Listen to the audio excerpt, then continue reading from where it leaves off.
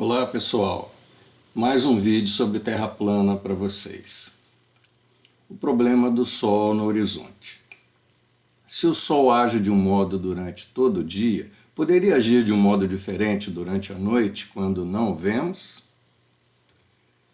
Em outro vídeo eu mostrei que o meu telescópio segue o Sol durante todo o dia, e à noite ele aponta para baixo. Isso deveria ser uma prova muito forte de que o Sol realmente se esconde atrás do horizonte. Mas despertou muitas perguntas nos comentários do vídeo. Então eu resolvi fazer mais um vídeo com outros argumentos. Muitas perguntas foram feitas e eu juntei todas elas numa só. Então nós temos a pergunta e as respostas.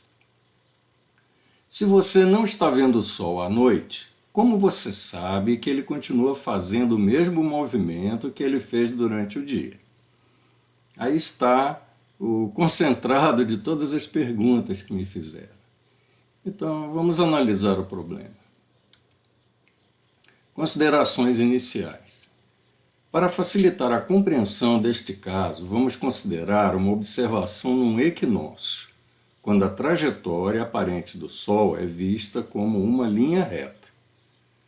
O equinócio é o início da primavera ou início do outono, quando o movimento aparente do Sol percorre o equador celeste, aquelas posições do céu que estão em cima do equador da Terra.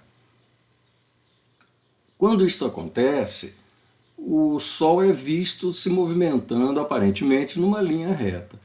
Vai facilitar bastante nós considerarmos o Sol do equinócio para fazermos nosso estudo aqui. Então vamos começar. O melhor horizonte que nós temos é aquele de um mar calmo. Vamos imaginar um Sol, às 14 horas ele esteja aqui. Quando eu observo, às 15 horas o Sol está aqui. Às 16 horas aqui, 17 horas aqui, às 18 horas aqui. Lá está a linha reta que o Sol percorre aparentemente no céu num dia de equinócio. Se vocês entregarem isso aqui para uma criança de 10 anos ou até menos e perguntarem a ela onde estará o Sol das 19 horas, ela vai perceber esta lógica aqui e vai dar a resposta correta, que é aqui, abaixo do horizonte. Então, meu primeiro argumento é que se a trajetória do Sol é retilínea e o deslocamento é igual em cada hora, faz sentido que a próxima posição do Sol siga a mesma regra. Então, o Sol das 19 horas deve ficar abaixo do horizonte, na mesma linha reta e com espaçamento igual aos anteriores. Faz sentido. Vamos ao segundo argumento.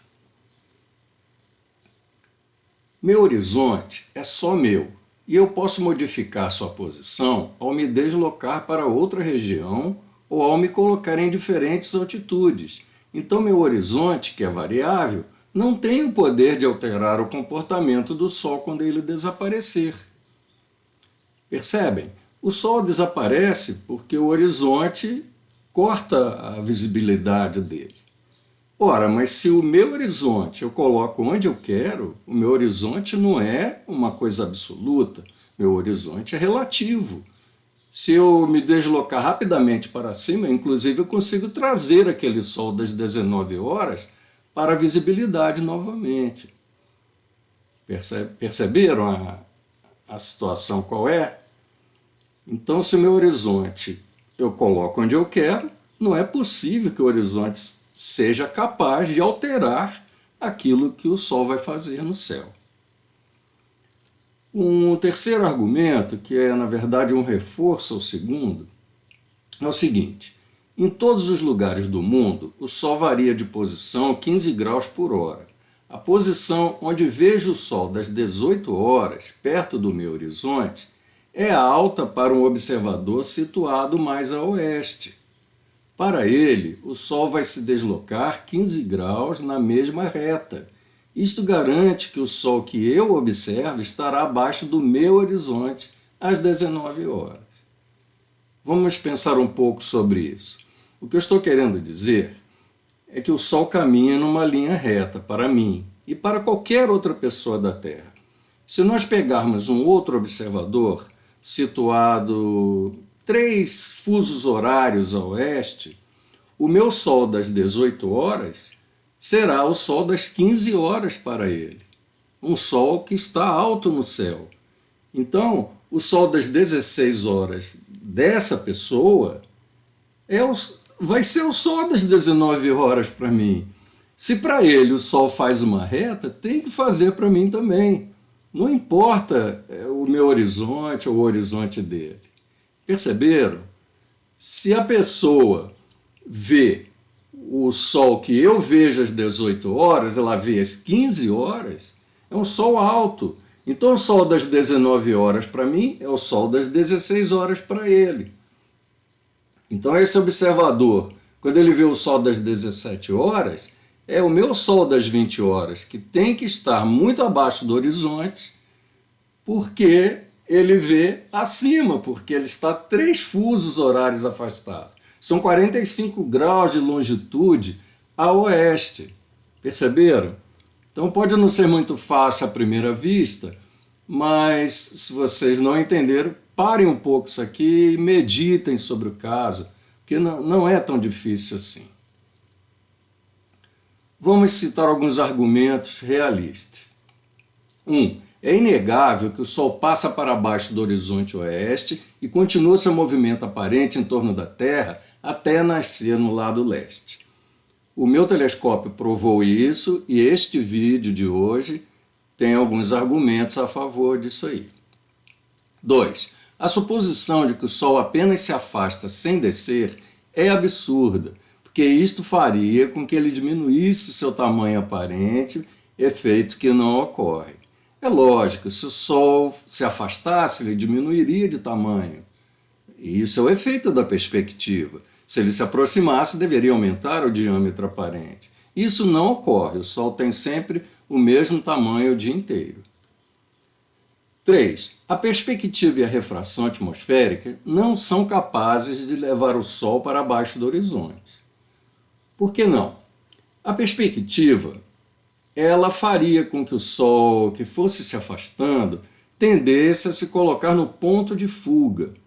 E acontece que o ponto de fuga ele fica no nível dos olhos do observador, enquanto o horizonte físico da Terra fica mais abaixo. O horizonte não fica na altura do nível dos olhos do observador. Logo, mesmo que o Sol se deslocasse até o infinito, ele chegaria no ponto de fuga, que é um ponto acima do horizonte. Então, jamais o Sol desapareceria pela perspectiva. E pela refração, também não, porque da teoria e da prática, nós sabemos que a refração nos faz ver os astros um pouco acima da posição onde eles realmente estão. Então, mesmo que o Sol chegasse perto do horizonte, a refração não teria o poder de esconder o Sol.